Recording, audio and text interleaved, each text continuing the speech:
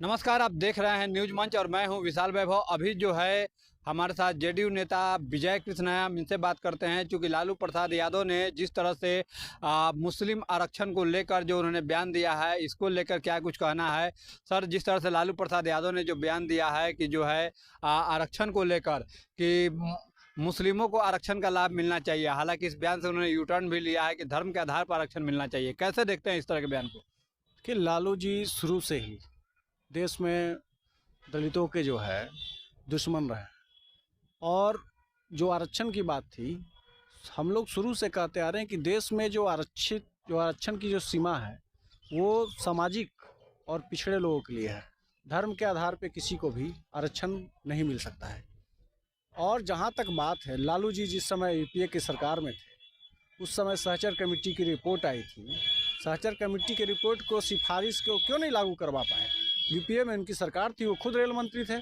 ये सिर्फ तुष्टीकरण की राजनीति है लालू जी की। लालू जी का कहीं भी अब कोई भी कुछ बचा हुआ नहीं है। ज़मीनी उनकी जो है राजनीति ख़त्म हो चुकी है। और बिहार में लालू जी का देख लीजिएगा, एक भी सीट नहीं आने वाली है। लेकिन मुकेश सहनी ने कहा है कि जो है प्रधानमंत्री रोज प्रतिदिन झूठ बोल रहे हैं और बिहार में रोज नया प्रपंच कर रहे हैं। साथ ही उन्होंने मुकेश सहनी ने पूरे एनडीए पर भी कहा कि इस बार जो है वे लोग मुश्किल से बिहार में 5 या 6 सीट पर सिमट जाएंगे। मुकेश सहनी पहले अपना देखें। उनको एमएलसी बना के मंत्रिमंडल में बैठाने वाला भाजपा है। और जिनके गोद में अभी बैठे हुए हैं आरजेडी के गोद में, वही आरजेडी, वही लालू परिवार उनको बेइज्जत करके वो अपने कार्यक्रम से बाहर कर दिया था। तब भाजपा उनको बुला के और एनडीए गठबंधन में लाके उनको जो है मंत्री बनाने का काम किया था भाजपा। उनकी अपनी एक भी सीट जीतने की पावर नहीं है, उनके पास वोट बैंक की राजनीतिक नहीं है। तो वो अपना देखें कि उनकी क्या स्थिति होगी। जिस नाव पे वो सवार हैं वो नाव में छेद हो चुका है और वो नाव तो डूबने वाली है। तो इसलिए पहले अपना देख लें, उसके बाद दूसरे के बारे में बोलेंगे। माननीय प्रधानमंत्री इस देश को नई दिशा देने वाले हैं और इस देश को मजबूती के साथ विकसित राष्ट्र बनाने वाला माननीय प्रधानमंत्री मोदी जी हैं। वो कभी भी झूठ नहीं बोलते हैं और विपक्ष का काम है आरोप लगाते रहना, क्योंकि उनके पास और कोई राजनीतिक नहीं बचा है। अब बिहार में लगातार जो है देखने को मिल रहा है, राजनीति में दल बदल देखने को मिल रहा है। अभी हाल ही में आज की अगर बात करें तो संतोष कुशवाहा, जो कि केसरिया से कभी राजद के प्रत्याशी हुआ करते थे, वो भाजपा का दामन थाम चुके हैं। कुछ दिन पहले वैशाली के सांसद रामा किशोर सिंह जो है लोजपा का दामन थाम चुके हैं। क्या कुछ कहेंगे इस तरह से दल बदल पे? देखिए, राजद की जो नीति है वो परिवारवाद से ग्रसित है। और वहाँ पे जो भी लोग हैं वो बहुत ही अपने आप को कुंठित महसूस कर रहा है। इसलिए जो अपने स्वाभिमानी लोग हैं वो धीरे धीरे उस कुनबे को छोड़ के अपना पाला बदल रहे हैं। कभी भाजपा में आ रहे हैं, लोजपा में आ रहे हैं, जदयू में आ रहे हैं। रघुनाथ सिंह के भी बेटे जो हैं रणधीर सिंह, वो भी हमारे पार्टी में आ चुके हैं। तो इस तरीके से आरजेडी का कुनबा बिखर चुका है।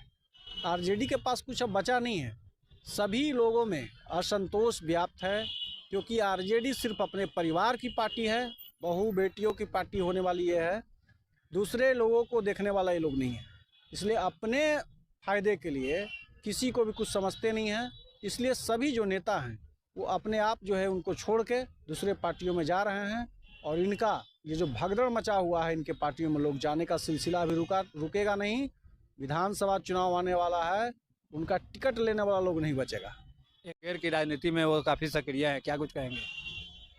देखिए, वो तो अपने काम के लिए वो बाहर आए हैं, न्यायिक प्रक्रिया है। लेकिन वो एक मोकामा के बहुत ही चर्चित नेता रहे हैं, अभी भी नेता हैं। इसलिए अपने क्षेत्र में घूम रहे हैं। राजनीतिक पे असर कल भी था, आज भी है उनके आने से, और जनता में खुशी की लहर है। लेकिन विपक्ष तंज कस रहा है। विपक्ष का काम ही क्या है? तंज ही कसना काम है। वो जिस आदमी को मुंगेर से लोकसभा का प्रत्याशी बना चुके हैं, उनके बारे में उनको पता होना चाहिए। वो फिर से 90 का दशक लाना चाह रहे हैं। नरसंहार के आरोपी हैं वो। कोई मठ और मंदिर का पुजारी नहीं थे। नरसंहार करने वाले लोगों को आपने टिकट दिया है। तो मुंगेर की जनता मूर्ख नहीं है। मुंगेर की जनता समझती है।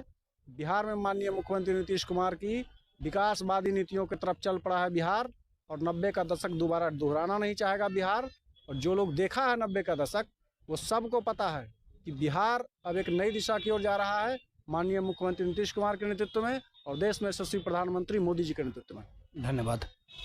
तो ये थे जेडीयू नेता विजय कृष्ण, जिन्होंने स्पष्ट रूप से कहा कि जो है आरक्षण पर जो जब सवाल पूछा गया तो उन्होंने कहा कि कहीं ना कहीं जो है लालू प्रसाद का कुनबा जो है खिसक चुका है और साथ ही जो है बिहार जो है विकास की राजनीति की ओर चल पड़ा है मुख्यमंत्री नीतीश कुमार के नेतृत्व में, और 90 के दशक में जो है बिहार जाना नहीं चाहेगा। अनंत सिंह के बाहर आने को भी लेकर उन्होंने कहा कि वो अपने काम से बाहर आए हैं। हालांकि विपक्ष तंज कस रहा है, लेकिन इसको भी लेकर उन्होंने स्पष्ट रूप से कहा कि मुंगेर से जिसको टिकट दिया गया है अशोक महतो, वो भी जो है कोई साधु नहीं है या मठ मंदिर के पुजारी नहीं है। फिलहाल के लिए बने रहिए न्यूज मंच के साथ। न्यूज मंच के लिए विशाल वैभव, पटना।